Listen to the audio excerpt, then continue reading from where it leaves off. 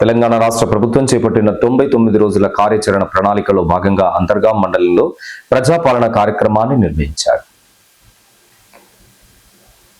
ఈ కార్యక్రమానికి రామగుండం ఎమ్మెల్యే రాజ్ ఠాకూర్ పాల్గొని మాట్లాడుతూ రాష్ట్ర ప్రభుత్వం అమలు చేస్తున్న 99 రోజుల యాక్షన్ ప్లాన్ ద్వారా సంక్షేమం, వ్యవసాయం, విద్య, ఆరోగ్యం, ప్రభుత్వం ప్రవేశపెట్టిన ఇందిరమ్మ ఇండ్లు, మహిళా గ్రూపులకు మహిళా భవనాలు, ఇల్లు లేని వారికి ఇండ్ల స్థలాలు కేటాయించి ఇందిరమ్మ ఇండ్లు, మౌలిక వసతులు, ఉపాధి వంటి కీలక రంగాల్లో స్పష్టమైన కార్యాచరణను చేపట్టి ప్రజలకు మెరుగైన సేవలు అందిస్తున్నామని అన్నారు. ఇంకా ఈ కార్యక్రమంలో అంతర్గాం తహసీల్దార్ తూము రవీందర్ పటేల్, మండల ప్రజా పరిషత్ అధికారి గంభీరావుపేట తిరుపతి, ఎంపీడీఓ భైరి వేణుమాధవ్, వివిధ గ్రామాల సర్పంచులు అంగోతు రవికుమార్, మగ్గిడి స్వరూప శ్రీనివాస్, దారవేణి జ్యోతి, పరమేష్,